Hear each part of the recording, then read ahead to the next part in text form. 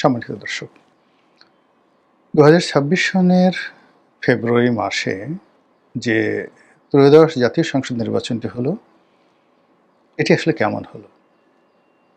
Doctor Mohammad Yunus যেভাবে বলেছিলেন, ওভাবে কি এটা সারা দুনিয়ার সেরা? মানে অতীতে কখনো এরকম নির্বাচন হয়নি, আর আগামী দিনও হবে না। এরকম কি যুগান্তকারী একটি নির্বাচন হয়ে গেল? নাকি গতানুগতিক একটি নির্বাচন হলো? অথবা ২০১৪, ১৮, ২৪ এখানে যে ইলেকশন ইঞ্জিনিয়ারিং হয়েছে, তো সেই ইলেকশন ইঞ্জিনিয়ারিংয়ে যদি আপনি ২০১৩ সনের বা ১৪ সনের নির্বাচন ধরেন, প্রথম জেনারেশনের ইঞ্জিনিয়ারিং, ১৮তে দ্বিতীয় জেনারেশনের ইঞ্জিনিয়ারিং, আর ২৪ হলো তৃতীয় জেনারেশনের ইঞ্জিনিয়ারিং, থার্ড জেনারেশন। তাহলে কি ২০২৬-এ কী হলো? মানে সেই চতুর্থ জেনারেশন, ফোর্থ জেনারেশনের ইঞ্জিনিয়ারিং, এরকম কিছু হলো?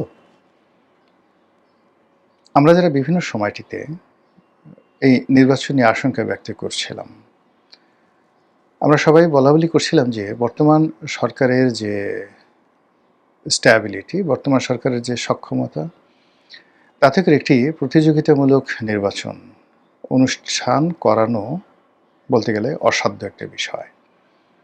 তো সেই দিক থেকে আমাদের যে প্রেডিকশন, সেই প্রেডিকশনটা মিথ্যা প্রমাণিত হয়েছে।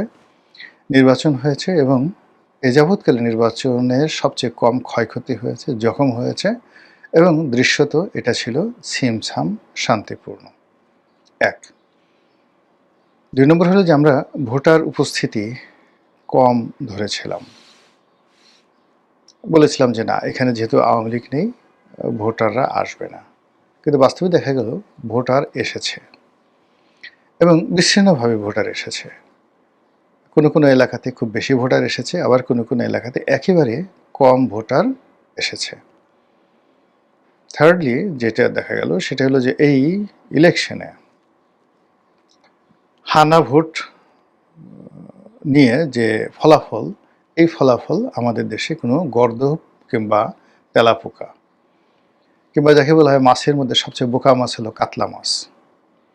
বড় বড় মাথা, কিন্তু একটু বুদ্ধি নাই। কোনো একটা পুকুরে বা নদ নদীতে যদি 10 প্রকারের মাছ থাকে, আপনি জাল ফেলেন, দেখবেন যে একটা ট্যাংরা মাছ, একটা পুঁটি মাছ, কিংবা ধরুন একটা কাসকি মাছ, ও পালিয়ে যাওয়ার চেষ্টা করে। আর কাতলা মাছ এমন গর্দভ, ও সবার আগে ধরা পড়ার জন্য জালের মধ্যে ঢুকবে, লাফ দিয়ে জালের মধ্যে ঢুকবে। আর ও যে ধরা পড়ে গেছে, এটা আবার সবার আগে লাফ দিয়ে সে জানাবে যে সে ধরা পড়ে গেছে। আর যারা জেলে, তারা মহা আনন্দে যে এবার একটা কাতলা মাছ ধরা পড়েছে। মানুষের মধ্যে এরকম কিছু কাতলা মাছ আছে, প্রচুর রকম কাতলা মাছ আছে, যারা নির্বুদ্ধিতার জন্য সবসময় পৃথিবীতে বিস্ময় তৈরি করে। এরকম কাতলা মাছ যারা আছে, তারাও বিশ্বাস করবে না যে হানা ভোটে যে ফলাফলটা দেখানো হয়েছে, এই ফলাফলের অধীনে যারা ভোটার, সেই ভোটাররা সত্যিকার অর্থভাবেই ভোট দিয়েছে। যা হোক, তারপরেও নির্বাচনের পরে যে ফলাফল এলো, আমরা এটা মেনে নিয়েছি যেহেতু আওয়ামী লীগ নেই, এবং আওয়ামী লীগ বেসরকারিভাবে বা অপ্রাতিষ্ঠানিকভাবে এই ভোটকে নিয়ে খেলেছে। তারা কোথাও বিএনপিকে দিয়েছে, কোথাও জামাতকে দিয়েছে, এবং এটা কিন্তু আমরা প্রেডিক্ট করেছিলাম, এবং সেটা মোটামুটি ঠিক হয়েছে। অন্য দুটো প্রেডিকশন ঠিক না হলেও এই যে আওয়ামী লীগ ভোট নিয়ে খেলবে, এবং তারা যেখানে জামাতকে ভালো মনে করবে তাই দিবে, আর যেখানে বিএনপিকে ভালো মনে করবে তাই দিবে, এবং সেই ঘটনাটাই ঘটেছে। তো নির্বাচনের ফলাফলের পর আমরা সব কিছুতে যে তাড়াহুড়ো দেখলাম, সব কিছুতে যে নাটকীয়তা দেখলাম, সেখান থেকে কিন্তু সন্দেহটা শুরু হলো। জনাব তারেক রহমান সাহেব দেশের বাইরে থেকে এলেন, তারপর একেবারে সব কিছু, মানে উনি এলেন, আসার পরে ওনার আম্মা ইন্তেকাল করলেন। তারপর একটা ওনার আগমন উপলক্ষে বিশাল একটা জনসমাবেশ হলো, আর তার আম্মার মৃত্যু উপলক্ষে বিশাল একটি যাকে বলা হয় জানাজা হলো, এবং সেই জানাজা শহীদ প্রেসিডেন্ট জিয়াউর রহমান কিংবা শহীদ হাদি, উসমান হাদির যে জানাজা, সেই জানাজার চেয়ে যে বড় হয়েছে এটা প্রচারের একটা যাকে বলা হয় আমরা সর্বত চেষ্টা দেখলাম। এরপর নির্বাচনের মাঠে জনাব তারেক রহমান সাহেব ছুটলেন এবং তিনি যে ১৭ বছর দেশের বাইরে ছিলেন, তারপর তার শরীর যে অসুস্থ, তার মেরুদণ্ড ভাঙ্গা কিংবা তিনি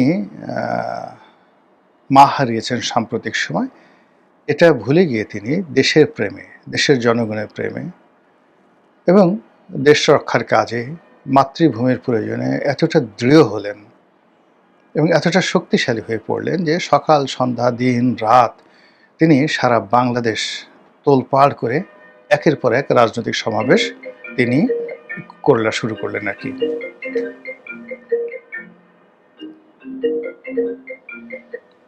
তো একের পর এক তিনি সেই সমাবেশ করা শুরু করলেন। এরপর ভোট হলো, ভোটে জয়লাভ করলো বিএনপি এবং এটা প্রত্যাশিত যে বিএনপি এভাবে জয়লাভ করবে। তারপর নাটক হলো, নাটকের পর সেই যাকে বলা হয় জাতীয় সংসদ, সেখানে শপথ গ্রহণ হলো, নজিরবিহীনভাবে শপথ গ্রহণ হলো। আর সেই শপথ গ্রহণের আগে এনসিপি এবং জামাত বলল আমরা এখানে শপথ গ্রহণ করব না, কিন্তু তারা আবার নাটকীয়ভাবে শপথ গ্রহণ করলো। তো এরপর সরকার গঠিত হওয়ার পরে তার মন্ত্রীরা, প্রধানমন্ত্রী একের পর এক চমক সৃষ্টি করে যাচ্ছেন। সেই প্রচণ্ড গরমের মধ্যে অনেক মন্ত্রী কোট পরছেন, টাই পরছেন, তারপর তারা বিভিন্ন মন্ত্রণালয়ে যাচ্ছেন, দেশে ঘুরে বেড়াচ্ছেন, এখানে সেখানে খাল কাটছেন। মানে এমন একটা ব্যাপার যে খুব দ্রুত বাংলাদেশটাকে তারা একটা স্বর্গের উদ্যান বানিয়ে ফেলবেন। অন্যদিকে যিনি প্রধানমন্ত্রী, তিনি খুব সাধারণভাবে চালচলন করছেন দিল্লির বাদশা নাসিরুদ্দিনের মতো। তারপর তিনি রাষ্ট্রীয় প্রোটোকল ঠিক আগের প্রধানমন্ত্রীরা যেভাবে রাখতেন সেগুলো বাদ দিয়ে খুব সাধারণভাবে চালচলন করছেন, তার মন্ত্রীরাও সেভাবে চালচলন করছে। তো এগুলো নিয়ে মানে লোকজন খুব খুশি যে না, দেখতে শুনতে বেশ ভালো লাগছে। কিন্তু এরই মধ্যে জামাত অভিযোগ করেছে যে তারা বিভিন্ন অন্তত 50টি আসনে তারা নিশ্চিতভাবে জয়লাভ করেছিল। ইঞ্জিনিয়ারিং করে, ইলেকশন ইঞ্জিনিয়ারিং করে তাদেরকে ঠকিয়ে দেওয়া হয়েছে। তো জামাত 78টা পেয়েছে, তার সঙ্গে যদি আরও 50টি যুক্ত হলো তাহলে তারা নিশ্চিতভাবে 130টির মতো আসনে জয়লাভ করত। এটা হলো জামাতের ভাষ্য।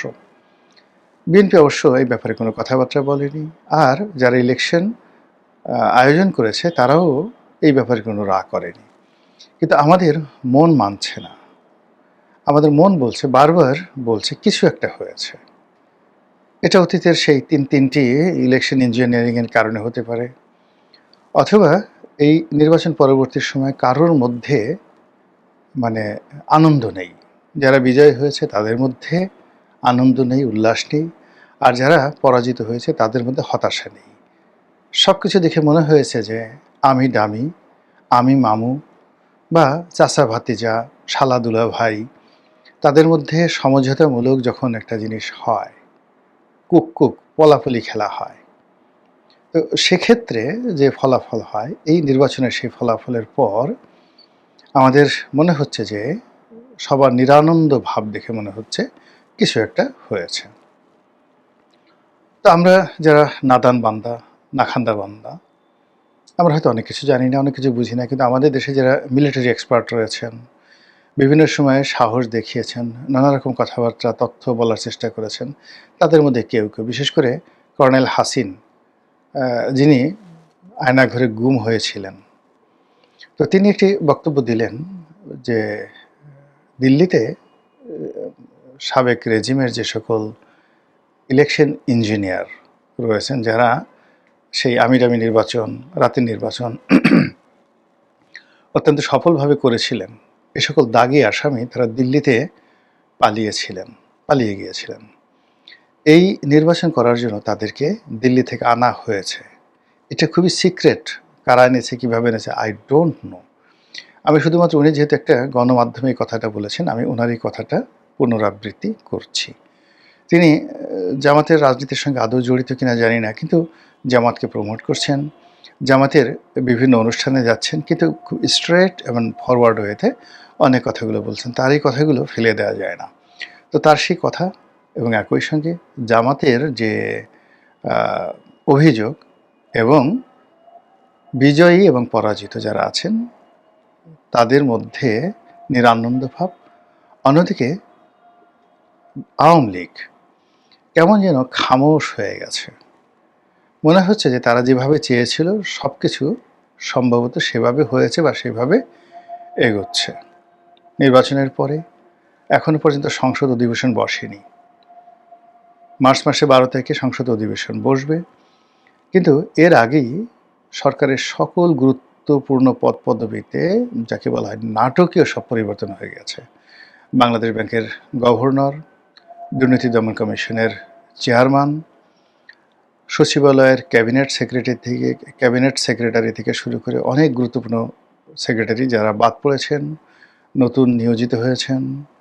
সেনাবাহিনীর সবচেয়ে গুরুত্বপূর্ণ পদ পদবিগুলোতে বিএনপি তাদের পছন্দের মানুষ তাদেরকে নিয়োগ দিয়েছে। এর মধ্যে ডিজিএফআই প্রধান নিয়োগ দিয়েছে এবং নিয়োগ পাওয়ার পর একেবারে তরুণ, মানে ডিজিএফআইয়ের প্রধান যিনি হলেন, মানে ব্রিগেডিয়ার থেকে তাকে প্রমোট করে মেজর জেনারেল করে ডিজিএফআই প্রধান করা হলো। এবং আমার জানা মতে ডিজিএফআই প্রতিষ্ঠিত হওয়ার পর এত তরুণ কোনো কর্মকর্তা এই গুরুত্বপূর্ণ প্রতিষ্ঠানটির দায়িত্ব নেননি। এবং তিনি দায়িত্ব নেওয়ার সঙ্গে সঙ্গেই সম্ভবত অসুস্থ বোধ করলেন। তিনি চলে গেলেন ভারতে সস্ত্রীক, এবং সেখানে চিকিৎসার জন্য ভারতে গেছেন বলে বলা হচ্ছে। আর যারা দুর্মুখ তারা বলার চেষ্টা করছেন যে ইতিউতি কিতিকুতি পুতি করার জন্য হয়তো তিনি গেছেন। এখন ইতিউতি পুতি কিতিকুতি কি, এটা আপনারা একটু নিজেরা বুঝে নেন।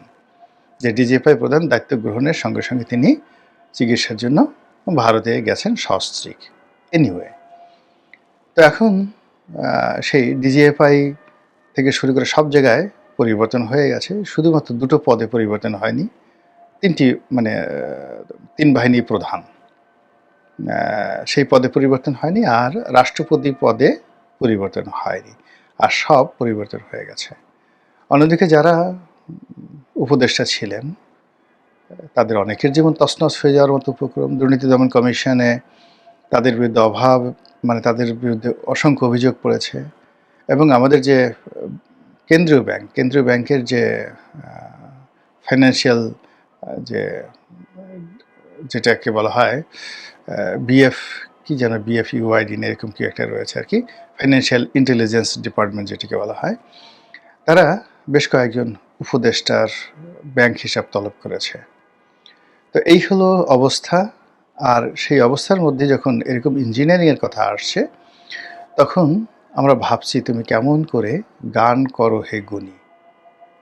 মানে এবারের ইঞ্জিনিয়ারিং যদি হয়ে থাকে তাহলে এটা এত সূক্ষ্ম, এত বৈজ্ঞানিক, এত আলট্রা লেভেলে এই ইঞ্জিনিয়ারিংটা হয়েছে, এটি একমাত্র আল্লাহ রাব্বুল আলামিন ছাড়া। সে যদি দয়া করে আমাদের কাছে এটি উন্মুক্ত করে না দেন, মানে আগামীতে যারা এই সমস্ত ইঞ্জিনিয়ারিং করেছেন তাদের কারো হয়তো কুড়োকুষ্টি হবে, কারো হয়তো প্লেগ হবে, তারপরে কারো হয়তো কলেরা হবে, গুটি বসন্ত হবে, অনেকে স্বপ্ন দেখবে, অনেকে জিন ভূতের কবলে পড়বে। তখন তারা ভয়ে বলে দেবে যে আমরা এই কাজগুলো করেছি, এই কাজগুলো আমরা করেছি। তো সেক্ষেত্রে হয়তো আমরা জানতে পারবো, কিন্তু তার আগ পর্যন্ত আমাদের দুর্বল বুদ্ধি যেভাবে 2014 সনের ঘটনা প্রেডিক্ট করতে পারিনি, এবং ঘটনা ঘটার অনেক দিন পরেও আমরা বুঝতে পারিনি। আবার 2018, 2024 সনের যে নির্বাচন, সেই নির্বাচনের যে কারসাজি সেটা এখনও পর্যন্ত আমাদের মাথায় যেহেতু এখনও ঢুকেনি, পরিপূর্ণভাবে ঢুকেনি, আমরা আন্দাজ করছি। কাজেই 2026 সনে কী ঘটেছে এটা কি বলেন আমাদের মতো গর্ধ প্রকৃতির লোক এটা প্রেডিক্ট করা সম্ভব?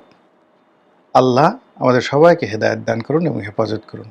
আসসালামু আলাইকুম রহমতুল্লাহি ওয়া বারাকাতুহু।